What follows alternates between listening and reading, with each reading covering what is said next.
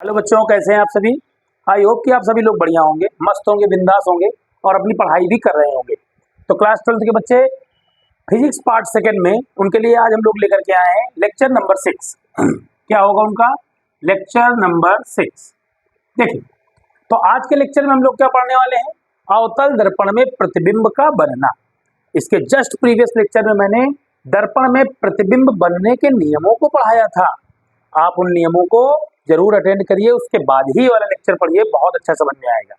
तो अवतल दर्पण में प्रतिबिंब बनने की कुल 6 स्थितियां होती हैं, जिसमें बच्चों सबसे पहली स्थिति है यदि यदि वस्तु यदि वस्तु अनंत पर हो। यदि वस्तु कहाँ हो, अनंत पर हो। यदि वस्तु कहाँ हो, अनंत पर हो। बेटा यदि वस्तु अनंत पर हो, देखिए तो क्या होगा, देखिए हमको 3-4 चीजें पढ़नी होती है। 3 चीजें, पहली चीज तो हमको ये पढ़ना है कि वस्तु होगी कहाँ और प्रतिबिंब कहाँ बनेगा। क्या क्या पढ़ना है, देखिए गौर से। पहली चीज पढ़ना होता है प्रतिबिंब की स्थिति, पहली चीज। और दूसरी चीज पढ़नी होती है प्रतिबिंब का आकार, प्रतिबिंब का आकार। और तीसरी चीज पढ़नी होती है प्रतिबिंब की प्रकृति। प्रतिबिंब की क्या बेटा, प्रकृति। प्यारे बच्चों, ध्यान से समझने का प्रयास करें। यदि वस्तु अनंत पर हो, एक हमने बनाया अवतल दर्पण। क्या बनाया हमने, अवतल दर्पण। अवतल दर्पण सभी को पता है कि उभरी हुई सतह पर क्या होती है, पॉलिश होती है। उभरी हुई सतह पर क्या होती है, पॉलिश होती है, ठीक। और ये हमारा प्रिंसिपल एक्सिस हो गया, प्रिंसिपल एक्सिस हो गया। ये हमारा फोकस हो गया, ये हमारा वक्रता केंद्र है। अगर वस्तु अनंत पर है तो अनंत से चलने वाली प्रकाश किरणें मुख्य अक्ष के जो समांतर आ रही हैं, ये कहाँ से होकर गुजरेंगी, फोकस से होकर गुजरेंगी। अनंत से चलने वाली प्रकाश किरणें कहाँ से गुजरेंगी, फोकस से होकर गुजरेंगी। देखिए यहाँ पर ये दोनों किरणें एक दूसरे को कट कर रही हैं, प्रतिच्छेद कर रही हैं। इसका मतलब ये हुआ कि प्रतिबिंब कहाँ पर प्राप्त हो रहा है, प्रतिबिंब कहाँ पर प्राप्त हो रहा है, तो प्यारे बच्चों F पर प्राप्त हो रहा है। प्रतिबिंब का आकार, प्रतिबिंब का आकार देखिए, आप देख रहे हैं बिंदु के आकार का है। बिंदु के आकार का है तो पॉइंट साइज कहा जाएगा। क्या कहा जाएगा, बिंदु आकार का कहा जाएगा। प्रतिबिंब की प्रकृति, प्रकृति देखिए, प्रकृति के बारे में मैं आपको एक बात बताऊं, आप इसको समझिएगा। जब भी कभी किरणें, जो प्रकाश किरण आए वही कट करें, तो ऐसी स्थिति में इसको हम वास्तविक प्रतिबिंब कहते हैं। मतलब जो वस्तु थी, वस्तु से चलने वाली प्रकाश किरणें वही कट कर रही हैं। ऐसा नहीं किया जा रहा है कि कहीं पर डॉटेड कंडीशन है, मतलब डॉट डॉट वाली कंडीशन नहीं है। डॉट डॉट का कंडीशन का मतलब क्या है, अभी मैं फिगर में आगे समझाऊंगा। वस्तु से चलने वाली प्रकाश किरणें ही परावर्तन के पश्चात एक दूसरे को काट रही हैं। ऐसा नहीं है कि ये किरणें जबरदस्ती कहीं पर डॉट डॉट डॉट करके कटवाई जा रही हैं, तो वही है। तो जब कभी भी वास्तव में वो जो किरणें वस्तु से आ रही वही किरणें काट रही होती हैं, तो इस स्थिति में जो प्रतिबिंब होता है, ये क्या होता है, वास्तविक। और वास्तविक प्रतिबिंब के साथ सदैव क्या प्रतिबिंब होता है, उल्टा। याद रखेंगे, कैसा प्रतिबिंब होता है, वास्तविक के साथ सदैव क्या होता है, उल्टा होता है।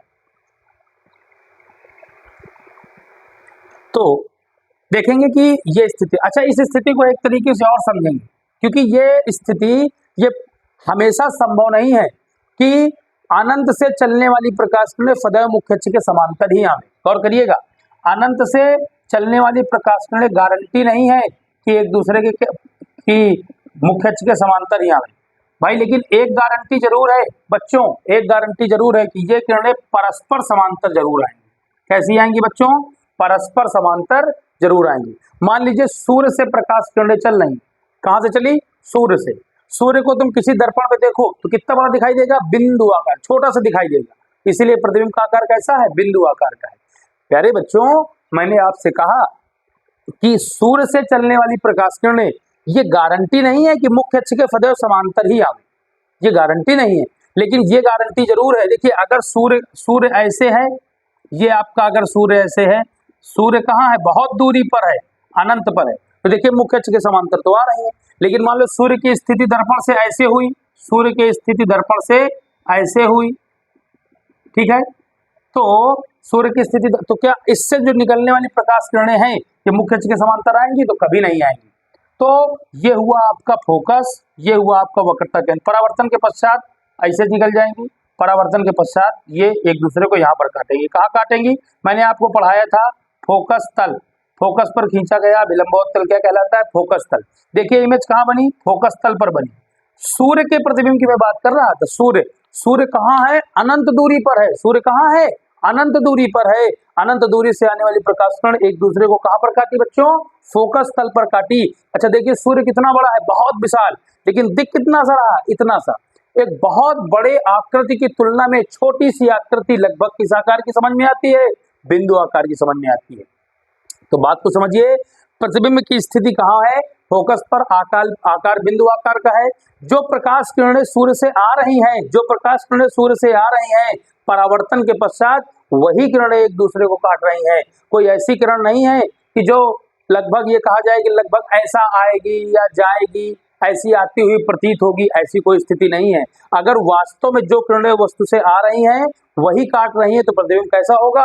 वास्तविक। और वास्तविक प्रतिबिंब सदैव कैसा होता है?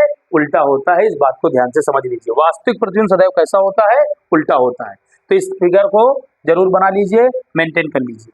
मैं अगले फिगर की बात, अगली स्थिति की बात करता हूं, मैं अगले स्थिति की बात करता हूं, जरा ध्यान से समझिएगा। मैं अगले स्थिति की बात करता हूं। देखिए अगर मैं अगले स्थिति की बात करूं, अगर दूसरी स्थिति की बात की जाए, यदि वस्तु वक्रता केंद्र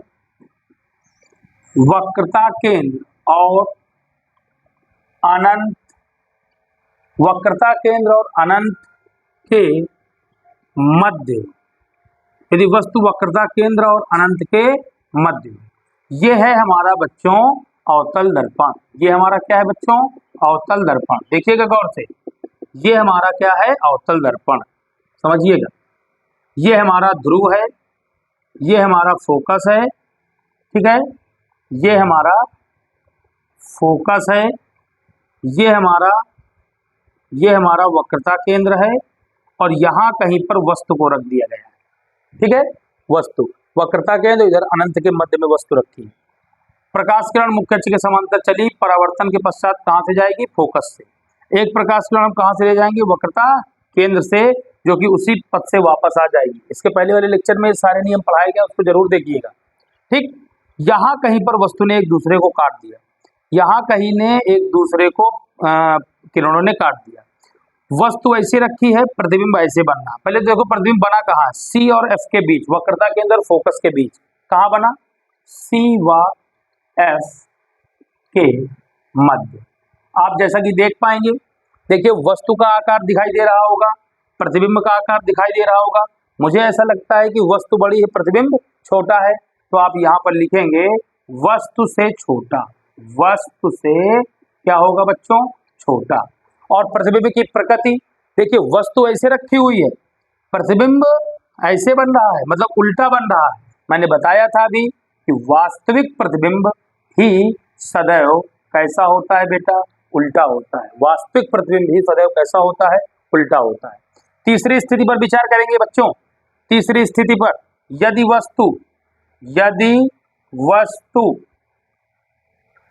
वस्तु वक्रता केंद्र पर हो, यदि वस्तु कहाँ हो? वक्रता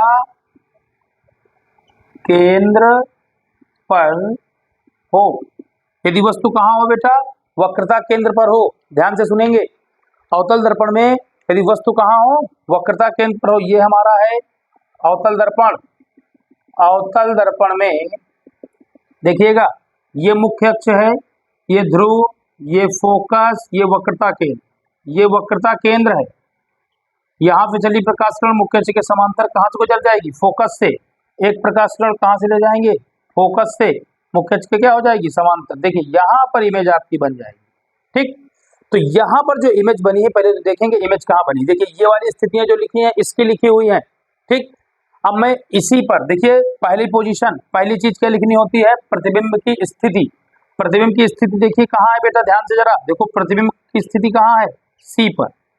दूसरा प्रतिबिंब का आकार, देखो वस्तु का आकार और प्रतिबिंब का आकार दोनों बराबर दिखाई दे रहे हैं, तो यहाँ पर साफ साफ लिखोगे, दूसरी स्थिति है आकार, लिखोगे वस्तु के क्या बेटा, बराबर, वस्तु के बराबर।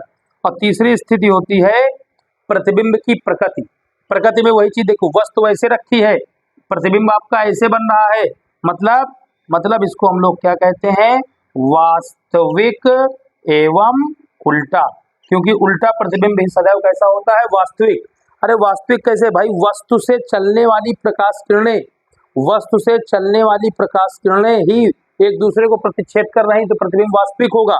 ठीक है, आगे हम लोग देखिए, इसको नोट जरूर बनाइएगा और इसको जरूर देखिएगा, इसको सॉल्व करने में न्यूमेरिकल आपके लिए बहुत ज्यादा आसान होने वाले हैं। ठीक है, इसका न्यूमेरिकल से बहुत बड़ा लेना देना है, बहुत बड़ा इसका न्यूमेरिकल से कनेक्शन है। सभी बच्चे इस बात को ध्यान से समझ लें, इन सब चीजों का न्यूमेरिकल से बहुत बड़ा कनेक्शन है।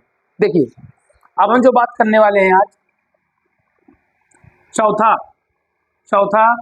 जो प्रतिबिंब, जो वस्तु है, वस्तु सी व एफ के मध्य रख दिया जाए, मध्य, यदि वस्तु कहाँ हो, सी व एफ के मध्य। देखिए ये है हमारा अवतल दर्पण, बच्चों ये हमारा क्या है, अवतल दर्पण।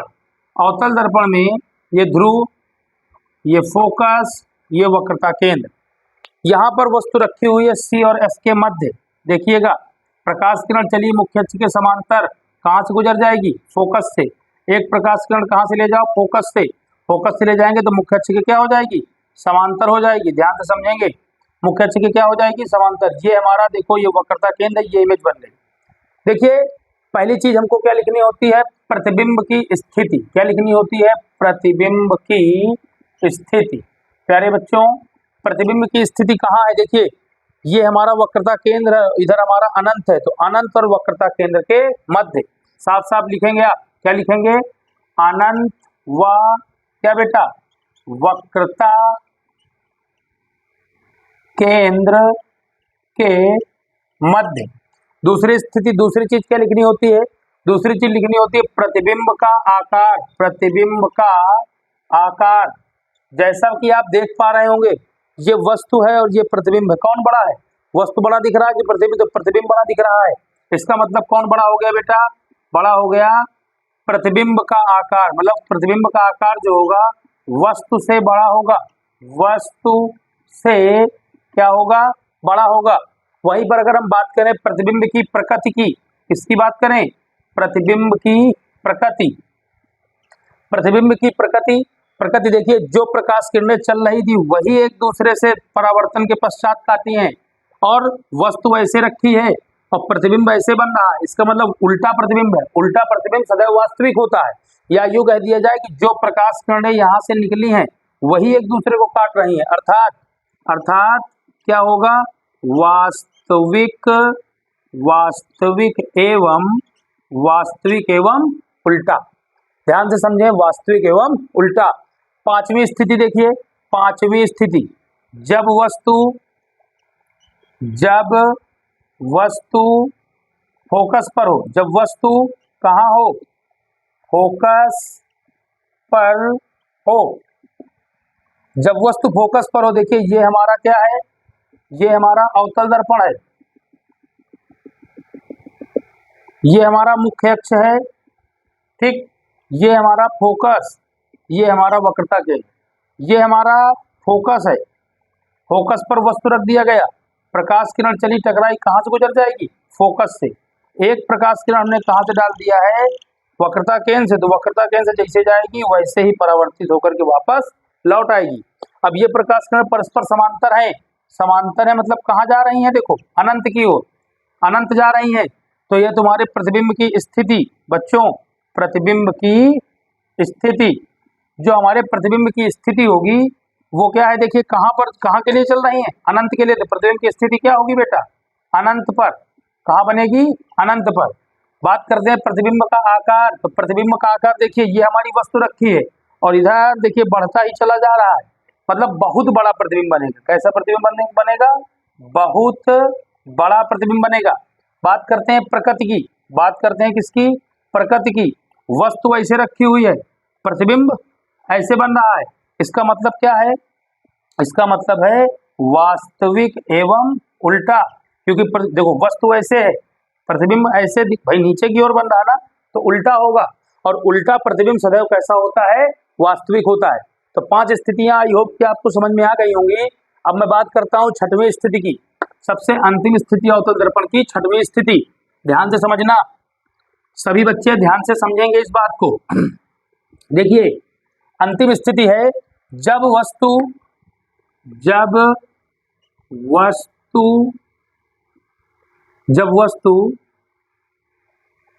F व P फोकस और ध्रुव के मध्य हो।